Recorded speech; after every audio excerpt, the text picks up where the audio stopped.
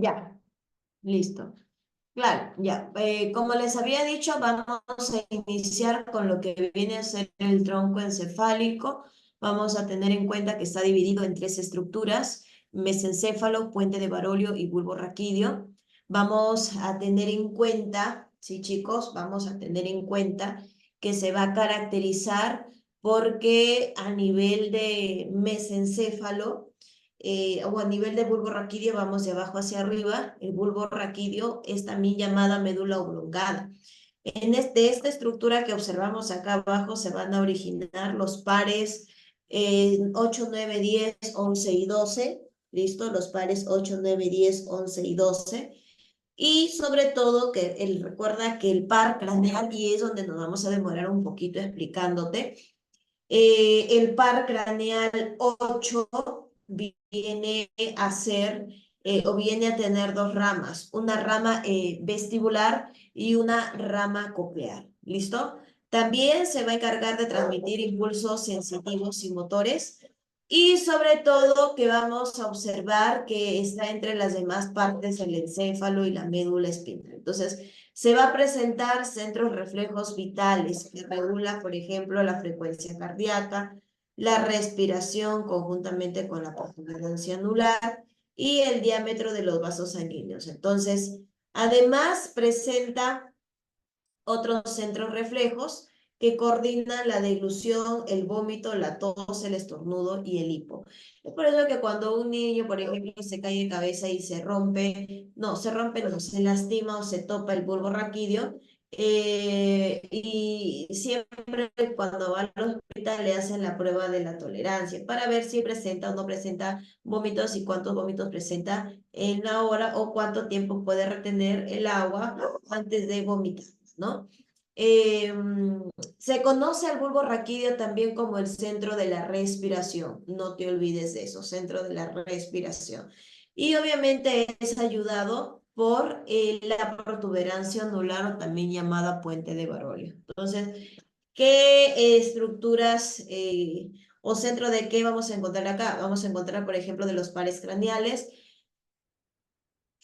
5, 6, 7 y 8, pero recuerda 8 la rama vestibular. ¿Listo? Recuerda 8 la rama vestibular.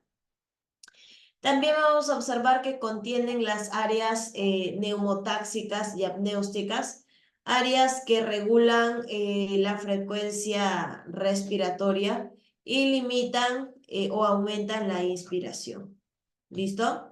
Ahí vamos a observar el nivel de puente de Barolio. Entonces, las áreas neumotáxicas y apneústicas. Las neumotáxicas limitan y las apneústicas aumentan el proceso de inspiración. A nivel de mesencéfalo, vamos a tener en cuenta que a nivel de mesencéfalo vamos a encontrar a los pedúnculos cerebrales. Vamos a tener a los tubérculos cuadrigéminos y vamos a tener al acueducto de Silvio. Los pedúnculos cerebrales son dos cordones nerviosos blancos de forma cilíndrica, y vamos a tener en cuenta que los tubérculos cuadrigéminos o colículos son 4 eminencias redondeadas. Entonces, son dos superiores, dos inferiores. Las superiores tienen más control sensitivo visual, y los inferiores auditivo. Y el acueducto de Silvio nos va a conectar a los ventrículos, al tercer ventrículo con el cuarto ventrículo. ¿Listo? Nuestro cerebro vamos a tener dos ventrículos laterales, un tercer ventrículo y un cuarto ventrículo. Los dos ventrículos laterales se comunican con el tercer ventrículo mediante... Los dos ventrículos laterales se comunican con el tercer ventrículo mediante el agujero de Monroe, y el tercero con el cuarto mediante el acueducto de Silvio. En el caso, por ejemplo, del locus Niger, núcleo rojo, tubérculos cuadrigéminos, los folículos superiores e inferiores. Locus Niger y núcleo rojo cumplen la misma función, chicos. Es la de controlar los movimientos involuntarios y regular el tono muscular. ¿Listo? Y regular el tono muscular. Hay que tener en cuenta, por ejemplo, que el bulbo raquídeo, el mesencéfalo, el bulbo raquídeo va a permitir su unión con la médula espinal. Y la médula espinal es alargada, se une o en la parte superior termina en el atlas y por la parte inferior está a nivel de las lumbares. Ahí se forma un cono medular. Y luego sigue por la cauda equina. ¿Listo? La cauda equina. Hay que tener en cuenta, hay que tener en cuenta que también presenta una longitud de 42 a 45 centímetros en un adulto de 1,70 m aproximadamente y su peso es de 26 a 30 gramos. ¿Listo? Sus medios, hablamos de sus medios, fijación y fijación superior y hablamos, por ejemplo, a nivel de la morfología externa. A nivel de la morfología externa presenta 4 caras, anterior, posterior y 2 caras laterales. ¿Listo? En los surcos, por ejemplo, el surco medio anterior, surco medio posterior y surcos laterales. Hay que tener en cuenta, ¿listo? Hay que tener en cuenta que hablamos en el caso de los segmentos, hay 31 segmentos, 8 segmentos cervicales, 12 segmentos dorsales o torácicos, 5 segmentos lumbares, ¿listo? 5 sacros y un coxigio.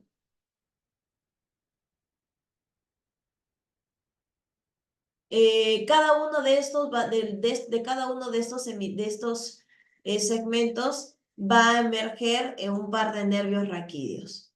¿Listo?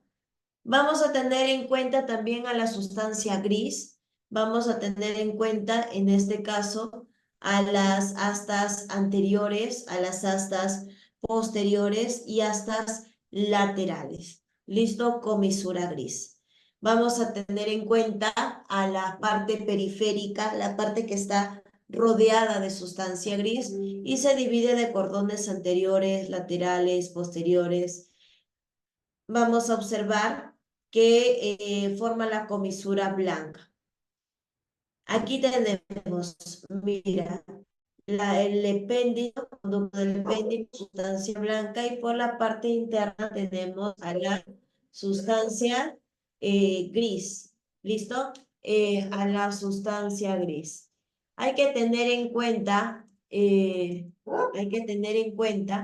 por la parte superior, mira, por esta parte superior, vamos a observar, por esta parte superior, vamos a observar a las neuronas aferentes.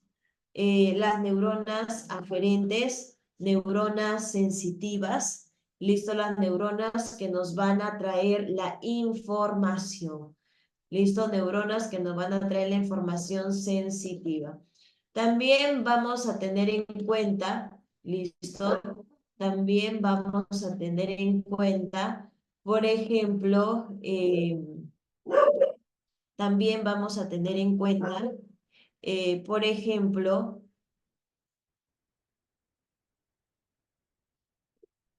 listo, vamos a tener en cuenta,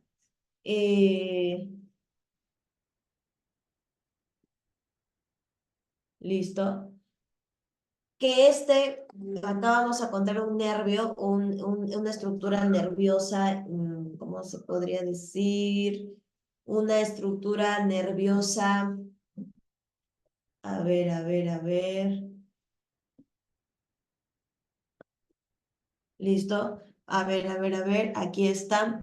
Hay que tener en cuenta que hay neuronas sensitivas o aferentes, neurona intercalar y neurona motora. ¿Listo? Ahora, mira, ¿qué funciones vamos a encontrar acá? ¿Qué funciones vamos a encontrar? ¿Listo? ¿Qué funciones vamos a encontrar?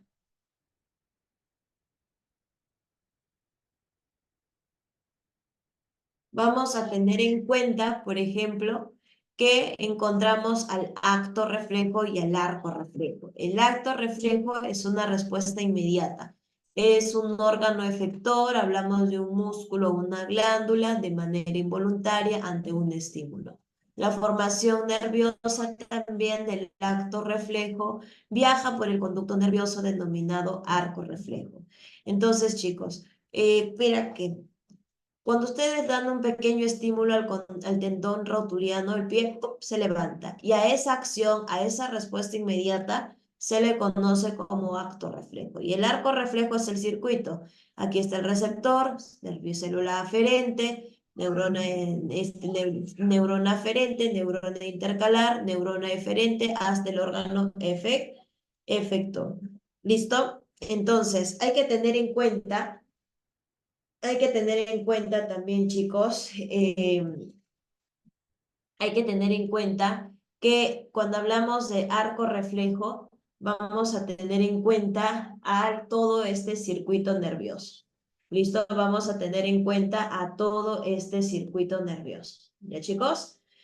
¿Qué más podemos observar? ¿Qué más podemos observar? Por ejemplo, vamos a tener en cuenta...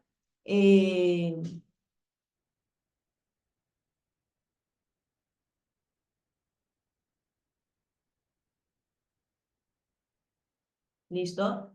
Vamos a tener en cuenta, en este caso, ¿sí? Eh, Vamos a estudiar a las meninges y el líquido cefalorraquídeo. En el caso de las meninges y líquido cefalorraquídeo está el rombencéfalo. El rombencéfalo, antes de hablar de meninges, tenemos que ver cómo es que el cerebro y todas las estructuras del cerebro se han ido formando. Después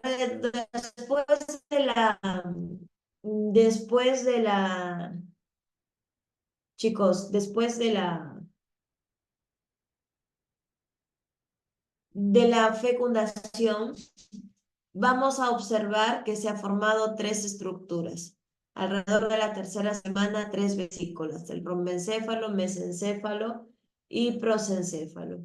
Luego vamos a tener que observar, listo, vamos a tener que observar que el rombencéfalo se va a dividir alrededor de la quinta semana, listo, se va a dividir, el rombencéfalo se va a dividir alrededor de la quinta semana.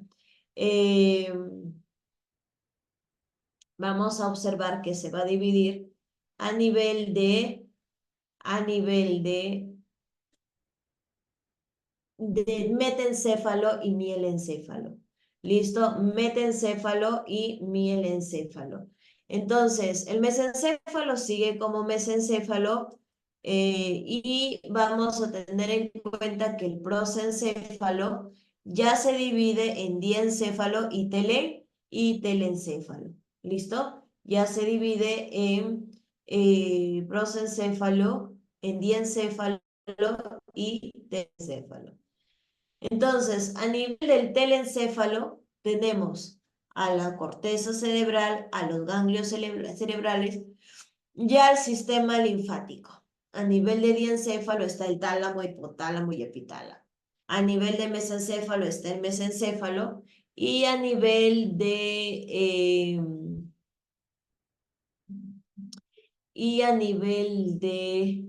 vamos a encontrar, por ejemplo, aquí al metencéfalo, mielencéfalo, bulbo raquídeo y metencéfalo, protuberancia anular y cerebelo.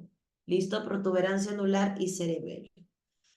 Una meninge viene a ser una capa de tejido conectivo que tiene como función proteger, ¿listo? Que tiene como función proteger, que tiene como función, ¿qué más? Vamos a observar, por ejemplo, que tiene como función proteger y amortiguar golpes a nivel del cerebro. A nivel de las clases tenemos paquimeninges y leptomeninges. Por ejemplo, a nivel de las paquimeninges se va a caracterizar, ¿listo? Eh,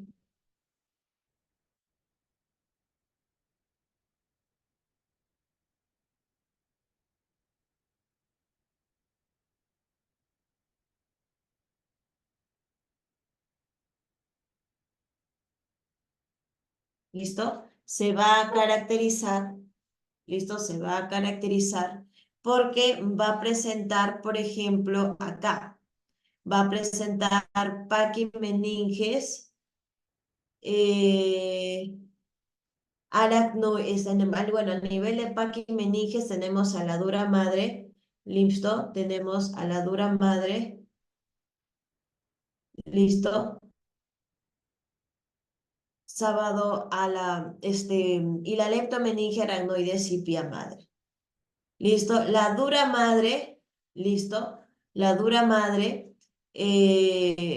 vamos a observar, por ejemplo, en la dura madre, que es la túnica externa, es la que consiste, ¿listo? Vamos a observar que presenta vasos sanguíneos y se divide en dura madre raquídea y se extiende desde el agujero del agujero occipital hasta segunda vértebra sacra. Entonces, está formada por dos capas, una capa externa y otra capa interna, ¿no? Hablamos de la capa externa que reviste el interior del cráneo y la capa a nivel del bulbo, a nivel de la médula espinal se va a carecer porque protege toda la parte raquídea. ¿Listo? Hay que tener en cuenta, ¿listo? Hay que tener en cuenta, por ejemplo, que a nivel de la dura madre es una capa que está bastante irrigada. Hay bastantes vasos sanguíneos, porque sus vasos sanguíneos se van a alojar en la cara, en la hoja de higuerilla del hueso parietal. Luego tenemos el aracnoides, que es una túnica intermedia, esa vascular, presenta las vellosidades aracnoideas. Esas vellosidades aracnoideas drenan el líquido cefalorraquídeo hasta el espacio subaracnoideo. Tenemos, por ejemplo, a nivel de las meninges de las membranas que recubren el cerebro y la médula espinal. Tenemos, por ejemplo, a nivel de la aracnoides, ¿listo? A nivel de dura madre, que hay dos capas, y a nivel de pía madre. La pía madre sí hay que tener mucho cuidado, ¿listo? Porque ahí no está, a ver, ahí no está. La pía madre, chicos, viene a ser la estructura más interna, ¿listo? Esta pía madre es la más interna y la pía madre forma plexos coroideos. Y los plexos coroideos lo que secretan es líquido cefalorraquídeo. Y si hablamos de líquido cefalorraquídeo, hay que tener en cuenta que es un líquido de aspecto claro, incoloro, y tiene un pH de 7,35, entonces es ligeramente alcalino.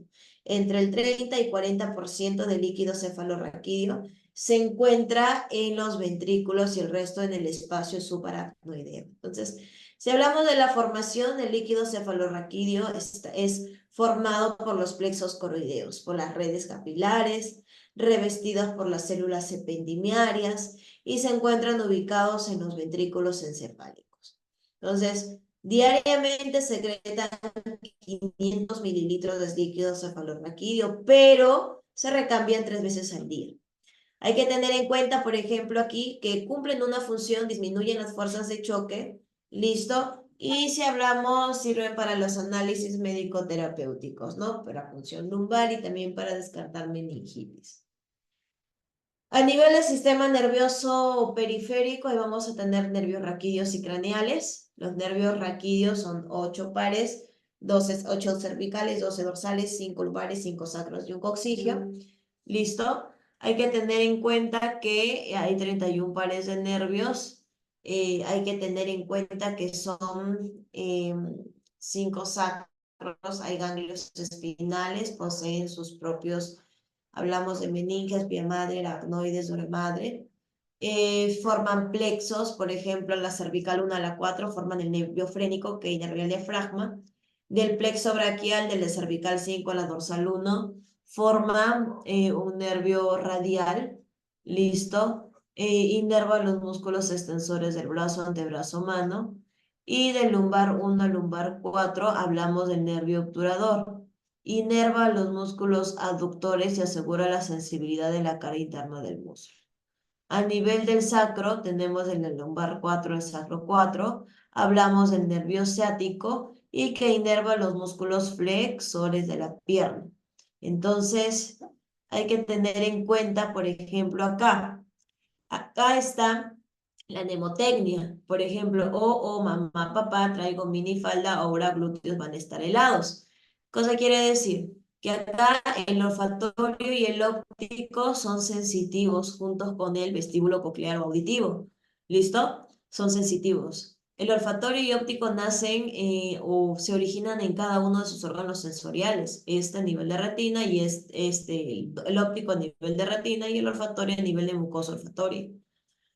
A nivel de mesencéfalo tenemos el motor ocular común y el patético, ambos son motores en el mesencéfalo. A nivel de la protuberancia anular tenemos el trigémino, que es mixto, el motor ocular externo, que es motor, facial mixto, y sensitivo es el auditivo. Y los vulvares tenemos acá el sensitivo, que también es auditivo, su rama coclear, los ofaringios, vago, que son mixtos, y espinal y hipogloso, que son motores. Ahí vamos a tener, por ejemplo, cuál es la función del párpado craneal 1, el olfato. El 2, visión. El 3 y el 4, motilidad del globo ocular. Pero no solo 3, 4, 3, 4, 6. Listo, 3, 4, 6, motilidad del globo ocular. Trigémino se encarga de la masticación y de la sensibilidad del rostro. Mientras que facial se encarga de inervar los músculos de la expresión facial y la rama sensorial. Hay que tener en cuenta, por ejemplo, a nivel glosofaringio. A nivel glosofaringio está la rama motora para la deglución y la rama sensorial para la gustación. A nivel de vago o neumogástrico se caracteriza porque encontramos acá a la rama de la deglución o fonación. ¿Listo? Este es mixto, el glosofaringio, vago, el facial son mixtos y los tres, facial, glosofaringio y vago, los vamos a encontrar a nivel del sentido del gusto, a nivel de los botones gustativos. ¿Listo? A nivel de los botones gustativos. El espinal y hipogloso es motor, hipogloso movimiento de la lengua y el espinal es la rama vulvar. Hablamos de la deglación de la rama espinal. ¿Listo? Hablamos de la deglución de la rama espinal. Ahí está, nervio olfatorio, óptico, facial, vago, hipogloso, espinal, glosofaringio, motor ocular externo y vestíbulo coclear. A nivel del sistema nervioso vegetativo, aquí vamos a encontrar que en ella se forma el sistema nervioso periférico. Vamos a observar que hay neuronas preganglionares y postganglionares. Y vamos a tener en cuenta que ahí vamos a hablar del sistema nervioso parasimpático y se va a liberar acetilcolina. Vamos a observar ahí y a nivel del sistema nervioso parasimpático se libera acetilcolina y en el simpático noradrenalina. Parasimpático también llamado craneosacro y simpático torácico lumbar. ¿Listo? En el parasimpático te están contenidas todas en el par 10 y el simpático, los ganglios simpáticos forman cadena simpática. ¿Listo? Forman cadena simpática. Hay áreas y funciones del sistema nervioso periférico. Hablamos de parasimpático, hablamos de simpático, hablamos del lóbulo motor, por ejemplo. Hablamos a nivel de la pupila. Listo, tenemos, por ejemplo, acá a nivel de la pupila. Y tenemos, por ejemplo, a nivel de los ganglios también, las áreas en las cuales van a trabajar.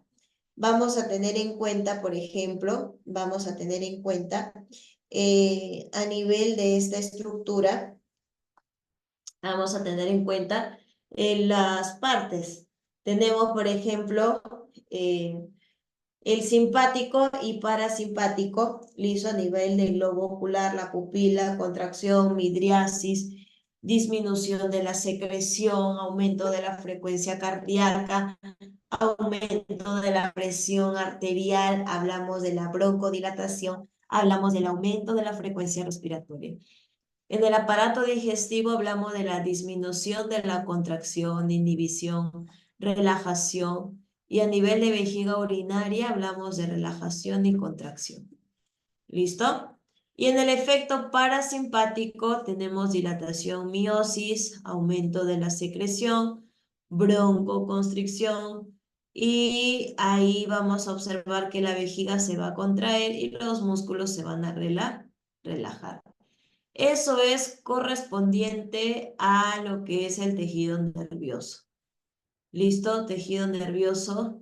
Pero nos falta ver, por ejemplo, acá nervioso, la pérdida, chalación.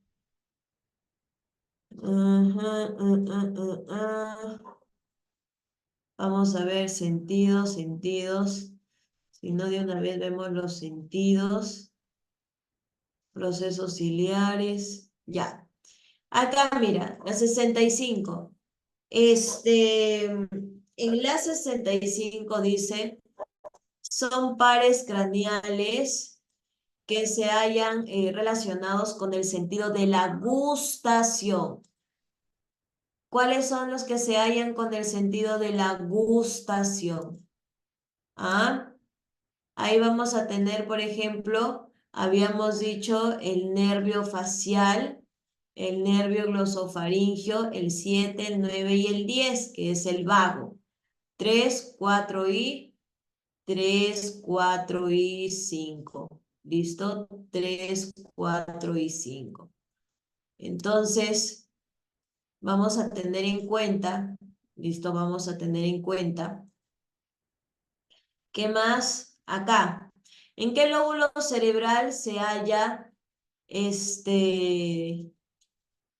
qué lóbulo cerebral se halla el centro de la olfacción?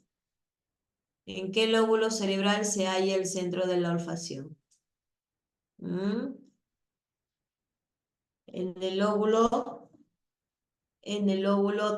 temporal, frontal, ¿en qué lóbulo?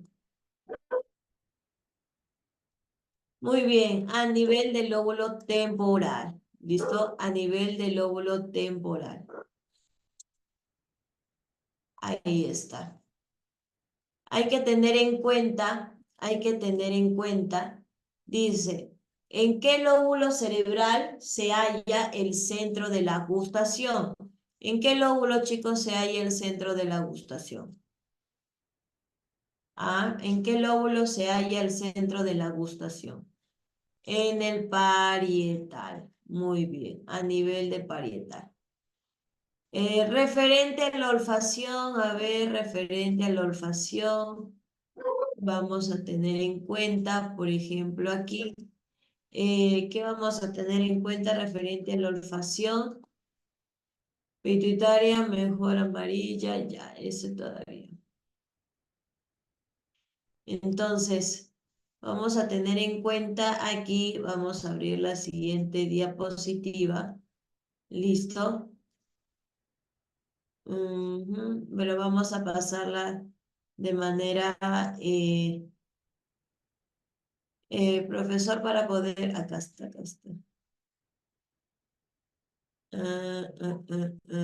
Ya, acá está. Miren. A nivel de este sistema sensorial, vamos a tener qué cosa, que sus componentes son el receptor, las vías nerviosas aferentes y la corteza sensorial.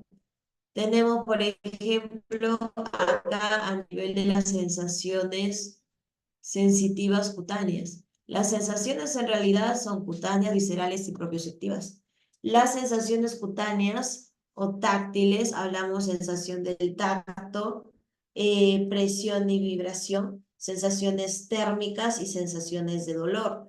Entonces, viscerales y propioceptivas son aquí mira, hablamos de las interorreceptores, como son los propios receptores y los visceroreceptores. ¿Listo? Entonces, vamos a observar las sensaciones cutáneas.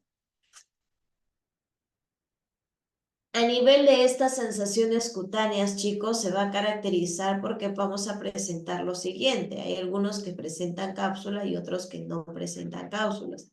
Hay algunos que son encapsulados y otros son no encapsulados. Los no encapsulados son el disco de Merkel, los plexos peritraquiales y las terminaciones nerviosas libres. Y los encapsulados, ¿quiénes son? Meissner, corpúsculo de Pacini, corpúsculo de Krauss y corpúsculo de Ruffini. Meissner, corpúsculo de Pacini, corpúsculo de Krauss y corpúsculo de Ruffini. Aquí vamos a tener, no te olvides, los no encapsulados y los encapsulados. Si hablamos del receptor estímulo, tenemos, por ejemplo, quien se encarga de la presión profunda, puede estar en la yema de los dedos, que se encarga de la presión profunda, en las partes profundas de la piel, es el corpúsculo de Pacini, mientras que también encontramos en el corpúsculo de Meissner tacto suave en las palmas, en las plantas y palmas y pezones y genitales. ¿Listo? Hablamos de que eso es tacto suave. En cambio, en Pacini es tacto profundo. Ruffini hablamos de calor, Krauss de frío, discos táctiles de Merkel, tacto de piel sin pelo y los corpúsculos de Meissner. A nivel de las terminaciones nerviosas libres, lo que van a generar es el dolor. ¿Listo? Dolor. Si hablamos de las sensaciones viscerales, como te dije, hay sensaciones mecanorreceptores y quimiorreceptores. Los mecanorreceptores son los viscerorreceptores y barorreceptores, que vamos a encontrar acá las vísceras. ¿Listo? A las vísceras. Van a poder, los barorreceptores van a medir el nivel donde se observa una presión. ¿Listo? O cuando hay un cambio de presión. En este caso, las sensaciones propioceptivas también son sensaciones conscientes de los movimientos de los músculos, tendones, articulaciones, así como del equilibrio. ¿Listo? Hablamos de los usos musculares también, hablamos a nivel de los cuerpos tendinosos. Estos usos musculares que lo que van a hacer, envían información al sistema nervioso, o sea, sobre la longitud de la velocidad a la que las contracciones van cambiando. Mientras que los órganos tendinosos monitorean y refuerzan la contracción con la que cada músculo se va a desarrollar. Eso es sensaciones cutáneas. Las sensaciones viscerales especiales, vamos a encontrar acá las sensaciones olfatorias. Y más que nada, esta sensación olfatoria es una sensación cuyo receptor está ubicado en la mucosa olfatoria. Hablamos que está en la parte superior de las fosas nasales. Mira acá. Aquí. ¿Qué vamos a encontrar ahí, profesora de frente? ¿Qué encontramos ahí? Esto, mira. Encontramos la mucosa olfatoria y el bulbo olfatorio. De frente a esto, ¿listo, chicos? La mucosa olfatoria está dividido por lámina propia y epitelio propio, y el epitelio propio está dividido por las células basales que forman a estas células sustentaculares y que las van a unir. ¿Listo? Y que van a brindarle soporte ¿a quién? A la célula olfatoria. ¿Listo? Y ellos forman ¿qué cosa? El primer par craneal. ¿Listo? Forman el primer par craneal. Y vamos a tener en cuenta que forma ¿qué cosa? Una cintilla olfatoria también. ¿Listo? Forma una cintilla olfatoria. A nivel del bulbo olfatorio, lo que pasa es que las neuronas bipolares, que son los receptores, por un extremo presenta en la parte interna de la mucosa olfatoria cilios. Y estos cilios se van a mojar con los mucus que producidos por la cápsula de Bowman a nivel de la lámina propia. Se van a mojar y van a permitir una mayor absorción. Y vamos a tener en cuenta que en este caso está la lámina propia. Encontramos a la lámina propia. Ahí es donde está la cápsula de Bowman, que va a pasar también los filetes nerviosos por medio de la columna o de la lámina cribosa. Y van a unirse a la célula mitral y van a formar la cintilla olfatoria. ¿Listo? ¿A dónde llegan los estímulos? Llegan, mira, de frente en la corteza olfatoria del hueso temporal. Llega a la corteza olfatoria del hueso temporal. Entonces, vamos a tener en cuenta que a nivel de las vías olfatorias también vamos a observar, por ejemplo, el área medial olfatorio, el bulbo olfatorio, la célula olfatoria.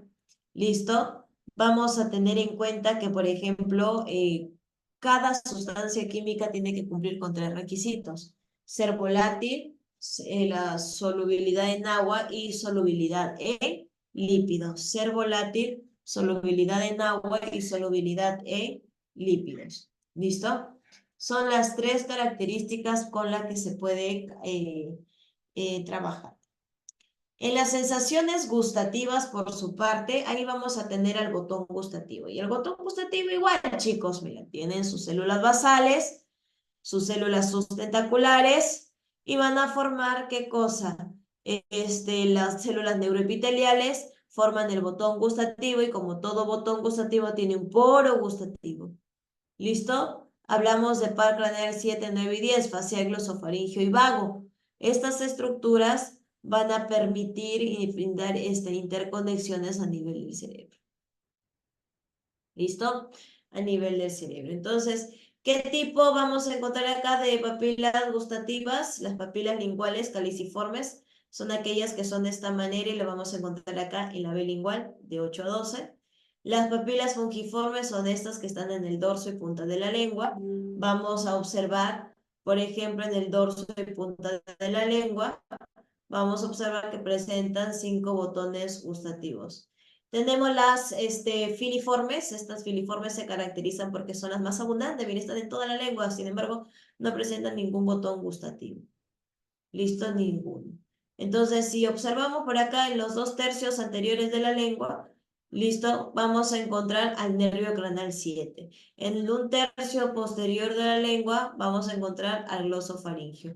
Y los botones, ¿listo? Gustativos de la pirámide esfinge, paladar y epiglotis están presentes por el vago, por el nervio vago.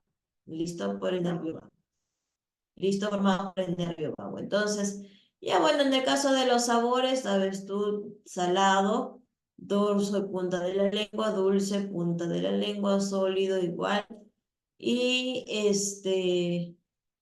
vamos a tener en cuenta a nivel de esta estructura, ¿no? Del amargo, hasta la parte final.